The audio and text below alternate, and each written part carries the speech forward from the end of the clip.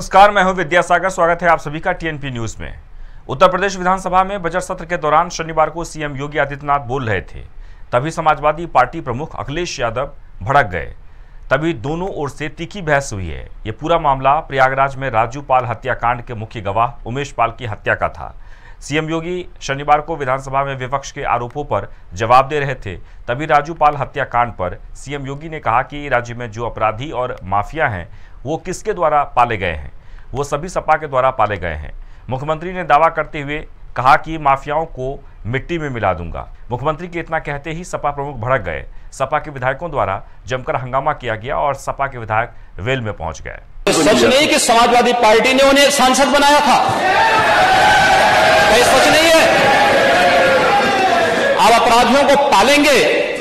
प्रदेश party किसी भी party का रहा हो, बताइए क्या अपराधी नहीं था? किस पार्टी का था? किस पार्टी का था? आप सारे अपराधियों को पालेंगे, उनको माल्यार्पण करेंगे और उसके बाद तमाशा बनाते हैं आप लोग। एक तरफ अपराधियों को प्रश्रय देंगे, उन्हें गले का हार बनाएंगे और दूसरी तरफ फिर दोषारोपण भी करेंगे। मैं उन्हीं पे आ रहा हूं, उन्हीं बातों पे चर्चा करने के लिए आ रहा हूं। हमारी पार्टी में आप बताइए किस पार्टी का सदस्य है? क्योंकि बहुजन समाज पार्टी से आपकी दोस्ती है, इसलिए बहुजन समाज पार्टी का नाम नहीं ले रहे आप। हम भी उन्हीं बातों पे कह रहे हैं। क्या ये सच नहीं कि जिस अतीक अहमद के खिलाफ पीड़ित परिवारों ने मुकदमा दर्ज कराया, उसके परिवार के खिलाफ, वह समाजवादी पार्टी के द्वारा पोषित माफिया है और उसकी कमर को तोड़ने का काम हमारी सरकार ने किया है और फिर मैं कहता हूं। वहीं सपा अध्यक्ष अखिलेश यादव का एक बयान सामने आया है, जिसमें उन्होंने कहा है कि प्रयागराज की घटना फिल्मों की तरह हुई है। राज्य में दौड़ाकर गोली मारकर हत्या की जा रही है। एक सुरक्षाकर्मी की जान चली गई है, लेकिन सवाल यह है कि उस वक्त पुलिस और इंटेलिजेंस क्या कर रहा था? अखिलेश ने बीजेपी पर सवाल उठाते हुए कहा कि कानून व्यवस्था पर जीरो टॉलरेंस क्या यही है? वहीं उन्होंने आगे कहा कि महंगाई को कौन रोकेगा? सरकार को बताना चाहिए कि बेरोजगार कितने हैं। 56 एसडीएम एक जाति के बनाने की बात कर रहे थे। हमने रिपोर्ट मांगी है, सरकार रिपोर्ट दे दें। उत्तर प्रदेश में इस तरह का गोली चलना, बम चलना, गैंगवार की तरह दिखाई देना, ये सरकार पूरी तरीके से असफल हुई है। सरकार के कानून व्यवस्था संभालने की कोई सीमा नहीं बची। ये जो जीरो टॉलरेंस कहते हैं, क्या गोली चलना जीरो टॉलरेंस है? बम चलना क्या जीरो टॉलरेंस है? मुख्य गवाह की हत्या हो जाना, वो अधिवक्ता है, उसको जीरो टॉलरेंस है क्या?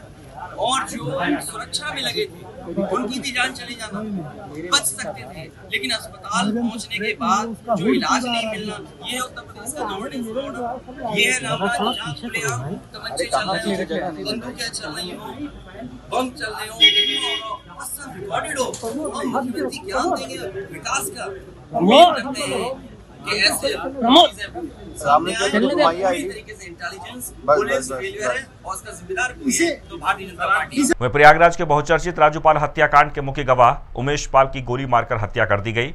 इस हत्याकांड पर बीएसपी चीफ मायावती की पहली प्रतिक्रिया आई है। मायावती ने शनिवार को प्रतिक्रिया देते हुए कहा कि प्रयागराज में राजू पाल हत्याकांड के मुख्य गवाह अधिवक्ता उमेश पाल और उनके गनर की दिन दहाड़े हत्या अति दुखद और अति निंदनीय है। यह घटना यूपी सरकार के कानून व्यवस्था के दावों की पोल खोलती है। सरकार मामले को गंभीरता से लेते हुए इसकी उच्च स्तरीय जांच कराकर दोषियों को सख्त सजा दिलाए। वहीं बरेली में एक 21 साल की मुस्लिम युवती ने हिंदू धर्म अपना लिया है।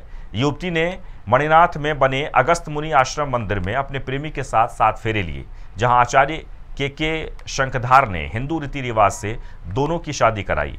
यह पिछले 9 साल में 68 मुस्लिम लड़कियों की शादी हिंदू लड़कों से करा चुके हैं। शादी के बाद युवती ने कहा कि मैंने मुस्लिम धर्म त्याग दिया है और अब आजीवन हिंदू रहूंगी।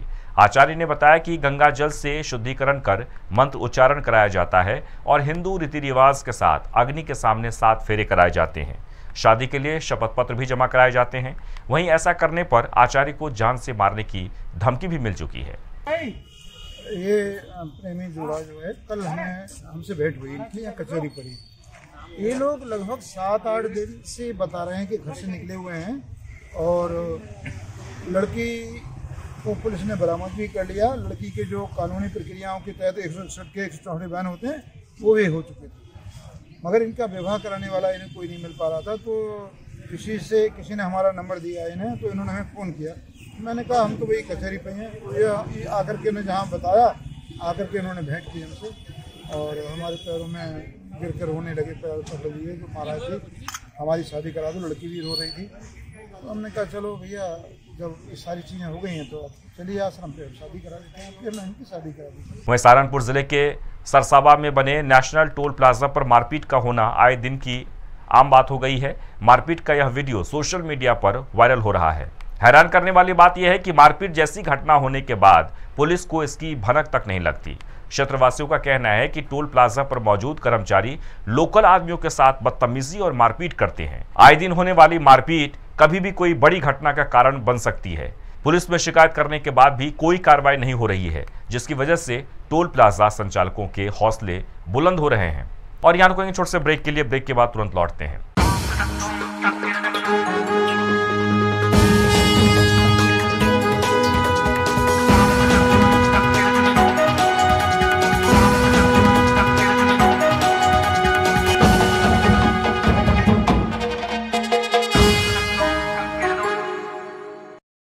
ब्रेक के बाद आपका स्वागत है। सोनभद्र के थाना घोरावल पुलिस ने फरार 3 अभियुक्तों के खिलाफ सीआरपीसी की धारा 82 के तहत कार्रवाई की है। पुलिस ने बताया कि कुछ दिनों पहले तीनों अभियुक्तों के ठिकानों पर छापा मारकर नकली शराब बरामद की गई थी, जिसको बनाने और बेचने के आरोप में घोरावल थाने में मुकदमा दर्ज किया गया था।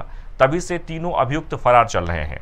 पुलिस का कहना है कि अगर फरार अभियुक्त समय से न्यायालय में पेश नहीं हुए तो उनके खिलाफ अग्रिम वैधानिक कार्रवाई की जाएगी।